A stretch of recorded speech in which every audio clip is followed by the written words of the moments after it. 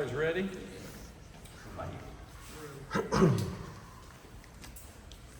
We good in the back? Okay, everybody?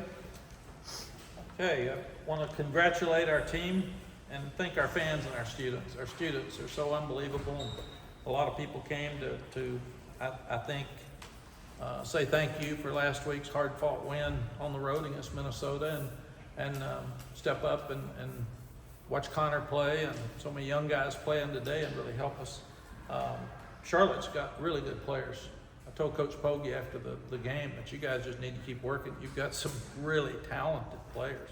There's a bunch of 5 stars on there and a bunch of guys. And sometimes it takes a little bit longer to get transfers all together. That first couple of drives, I mean, I'm sitting there saying, okay, this is going to be a handful throughout the day. And you start looking around at college football scores, scares you. It's changed. And I think probably the transfer portal's changed it the most because teams can change who they are and you don't even know what that means anymore. I was really impressed with their quarterback, Max Brown. He got hurt at halftime and didn't get to play the second half, but the young freshman came in and did some good things. And that kind of threw us off because we hadn't seen him before. So he had a drive or two there as we've gone. But proud of our defense that they held them to 25 carries for 49 yards again. So that's 75 yards and 49 yards, and we haven't done that in a long time. So really, really proud of them. And when you start stopping the run, that means that you put them in third and longs, and then they're 2 for 14 in third downs. And that's obviously something that's really, really positive for us. We've got to get more sacks, and we've got to put ourselves in a position where, because we had 3 sacks, last week we had 5, but we got to get more turnovers. And that's something we talked about last week, and it didn't get better. Omarion was running the ball well. He got banged up a little bit, and he could have played, but we pulled him out because we wanted to make sure he's safe moving forward. And we wanted to see the younger backs, and Caleb Hood got to play a little bit again. And that helped him get his confidence back, so maybe he can play more moving forward because he hadn't practiced very much. Young French made some good runs at the end of the game. But Davon Gos is a guy that we really feel good about, and that's with Darren Barlow being out. So Larry Porter's done a really good job with a full room of really good running backs. So hopefully Barlow will be back next week, but if not, he's going to have to fight now with Davion to get where he needs to get. Thought Connor did a lot of really good things. We were 6 for 11 on third down. We ran for 269 yards. We threw it for 221 yards, and we can do a better job in that area. But I thought that this will be a great teachable moment game for him. Don't do this. When we got called for the pick when we were going in to score, they absolutely hit him in the face, and they just missed it. They looked for targeting. Well, you can't call roughing the passer from upstairs because they call targeting. That was absolutely roughing the passer, so I hate it for them, and they knew it. They just missed it. But he got hit right in the face. You can't hit the quarterback in the face, and that would have been another 15-yard penalty and a first down that should have led to another touchdown. So we still got to be more consistent on offense. We had too many penalties, but and they threw it over our head a couple of times with our defense. So we've got to get that stopped because when you stop the run, they're going to have to take deep shots. And as Coach Bowden used to tell me, we were hitting the quarterback a lot early in the game. And he was still making plays because he's at Florida last year. He's really a good player. But at some point, if you keep getting those hits, you're going to get tired of it. And Coach Bowden said, as long as we're hitting him, I didn't care. And our guys just continued to do that. So played just about everybody that could play. Won a game by a bunch of points and left a lot of points on the board. So I think that kicking game was really good. He punted it really high and not always long, but I thought Elijah Huzzy did a great job of catching the ball even in the sun some with people all around him. Because when the ball hits, you usually lose about 17 yards extra. So that happened to us at Minnesota. So he did a tremendous job. We missed a 50-yard field goal, which it was long enough. It just shoved it a little bit to the right. But thought our punting game was good. And we kicked every kickoff out of the back of the end zone. So felt like kicking game was really good. We didn't turn the ball over on offense. We can get smoother. We can make better things happen. And it was good that we were forced to play without 3 of our best players. When Blasky went out early, and he said he could go back in, but we didn't want him to. And Zach Greenberg goes in. He's never been to a college game before at this level. So that's just kind of the day it was. Okay.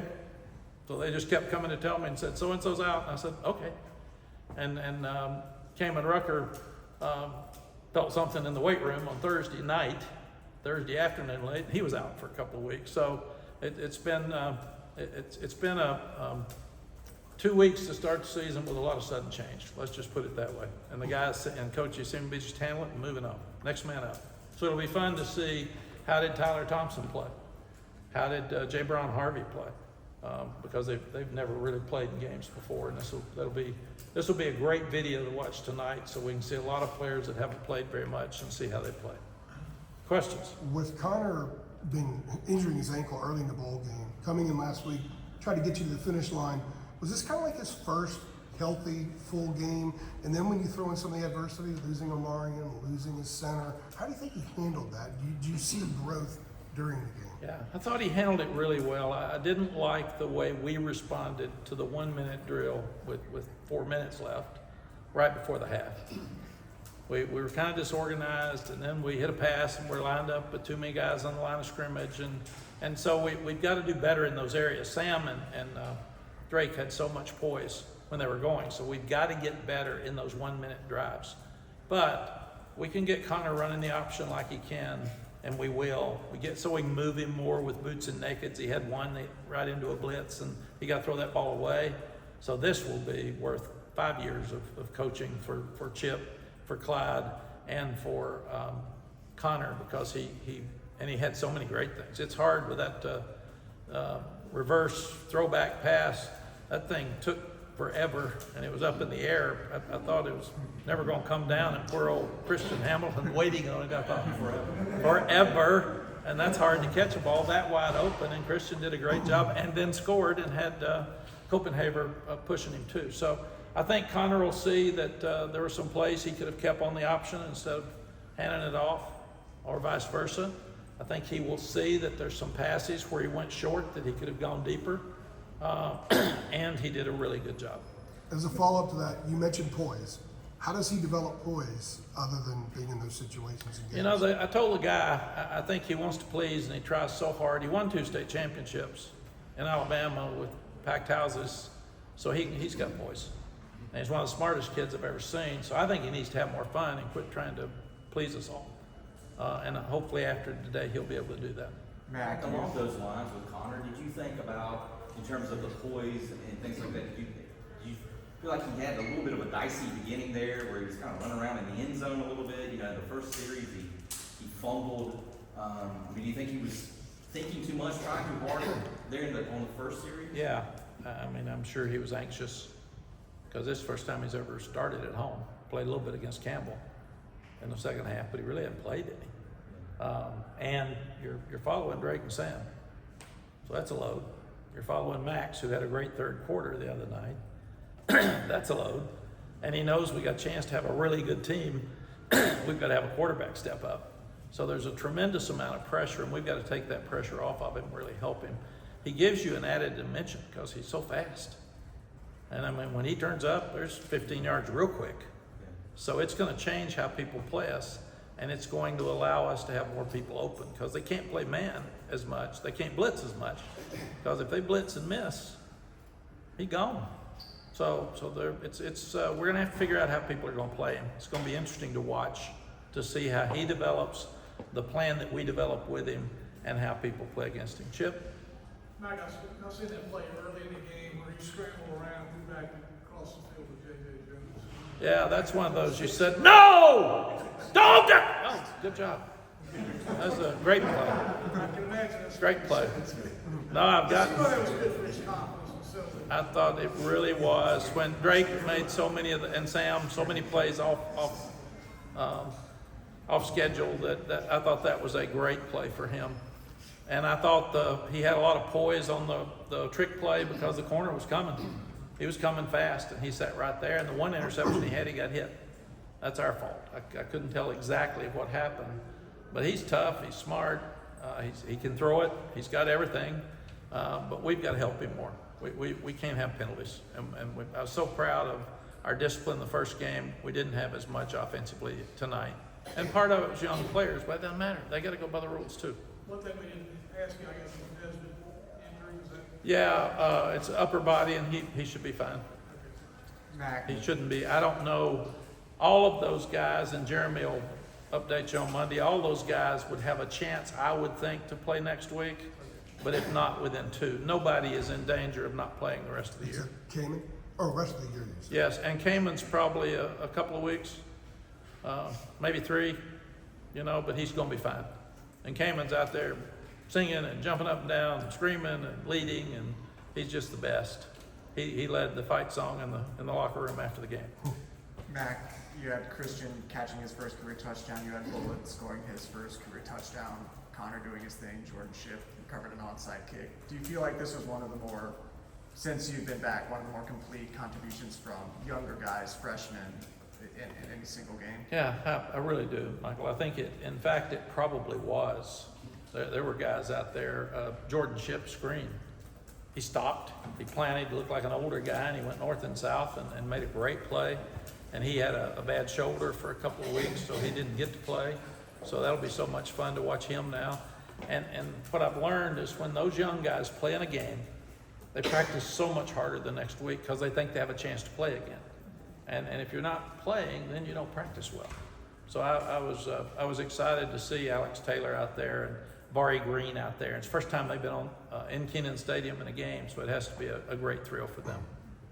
Now, you talked about Davon Gos and the things he was able to do, but to kind of elaborate on that, how would you assess his performance having to take on the workload he did on a relative short notice with, Omarion going down? Obviously, you knew Bartlett wasn't going to play. But how do you feel like he took on that workload? He is a lot like Omarion in that he never speaks. That room doesn't speak. I mean, none of them do. So it's the weirdest thing I've ever seen in my life, and Coach Porter doesn't speak. So they just, it's like a bunch of guys just sitting in there watching video. Maybe they got sign language or something, I don't know. But he is, he's really cool, he's mature, he's tough. He is not emotional at all. We've seen that in the spring. We've seen it every day in practice. When you put him in a situation, he looks like an older player. And he's tough, he's 220, and he's got really good vision. The question was the long speed, but if you're getting 10 yards every time you touch it, and thank goodness he had about 3 or 4 he could put in there today that made plays. When we talked to Bullitt back in, I guess it was January, February, we talked to some of the early arriving freshmen, he said that he was mature. He said he was college ready, and he was very proud of the fact that he could pass protect because he had to do that a lot in high school. Did we see some of him tonight from a guy that came mature, came ready to play? Absolutely. He's just got a guy like Omari, an older guy like Darwin in front of him. He is, and he is such a great story. He was recruited by everybody, and I said, why'd you come here? And he said, because when I was a sophomore, I went to the Miami game where you all played, and Javonte Williams and Michael Carter ran up and down the field, and I said, I want to play there. And he said, I made a decision that night I was coming to North Carolina if you all would offer me a scholarship. So that's really cool. And I love the young guy. He is not afraid of anything. He's tough, mature, smart. He handles himself well. Like I said, I think he's on every special team at the same time. Matt, I wanted to ask you a little bit more about Christian Hamilton. That crazy, that trick play, that touchdown. I know you talked about it a little bit earlier, but kind of take me like behind that play and how it felt for those guys and for you to see him cross and just see him celebrate that touchdown. Take me through that play. Well, as our offense is growing and we're learning what Connor and Jacoby can do, you need some trick plays. I thought the reverse to Nate McCullough was really cool. It was a great call. He just slid in. And he was close on a couple of kickoff returns. But seeing Christian Hamilton, like Bullitt, does everything right. He don't speak, you don't notice him a lot, but he's a great student. He's a tremendous person. He is so unselfish. Bullet is so unselfish. They do exactly what you ask them to do. And I think Christian starts on 4 special teams. So really, really proud of those guys. And we needed some misdirection. We've got to get Connor on the corner more with boots and nakeds. We still haven't been able to do that. A lot of people have been blitzing from the outside, and that's why we're running the ball so well up inside. But we still got to be able to have an element of getting on the corner. And that play, I thought it was going to blow up because when the corner came, I thought he'd hit us in the backfield, and Connor was poised. They were all poised. They pitched it back to him, and then Connor made a great throw. And again, it's really hard to catch a ball when you're not sure where everybody around you is located, and they can all hit you, and he was focused. Usually people drop that ball. And then he was cool enough to step around, and John Copenhaver was smart enough not to block in the back, and we scored. And I thought that pretty much ended the game because they weren't going to score many points. And then after that, I was disappointed we didn't score a couple of more touchdowns where we kicked field goals. Matt, can you just talk about Jabari Ritzy here in the early year? 2 more sacks tonight up to 5 in the season. Just a highly pretty guy that feels like he's really kind of coming to his own.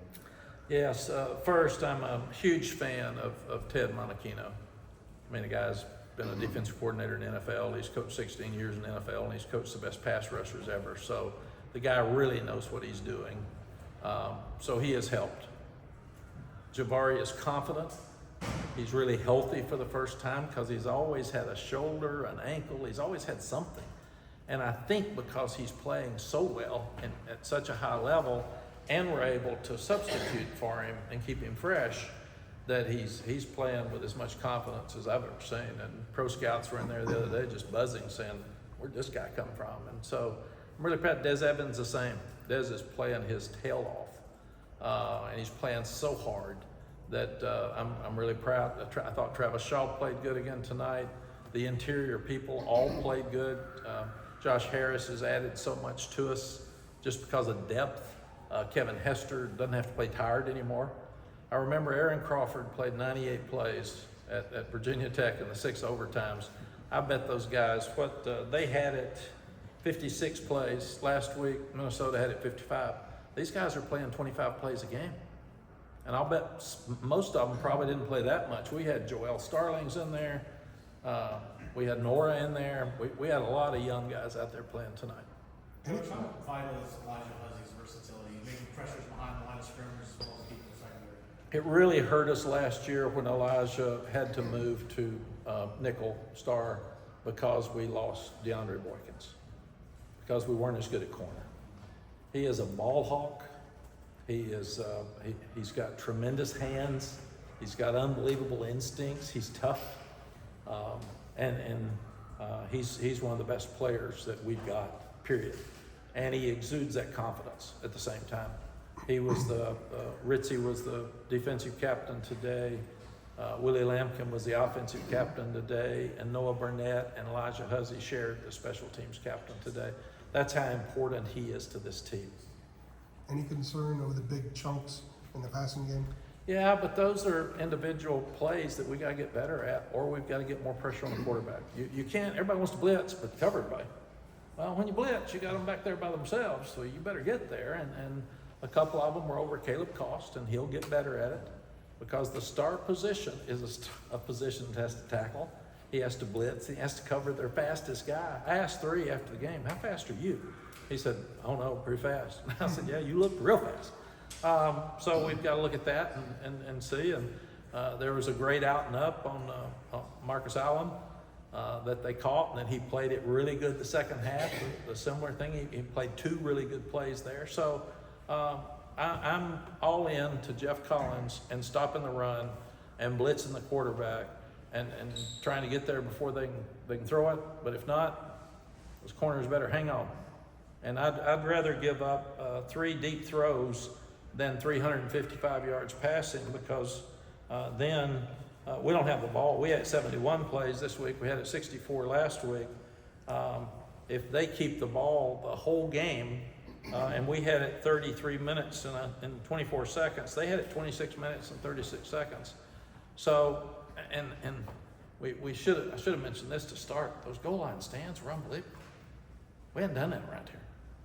They were unbelievable. And that just doesn't happen. And then they're at the 4th and 1, and they have to throw it. Normally, they could run a quarterback sneak and knock us back about 6 yards. So many positive things about this defense. We can get rid of the couple of long passes. Ready? Thank you, Coach. Thank you.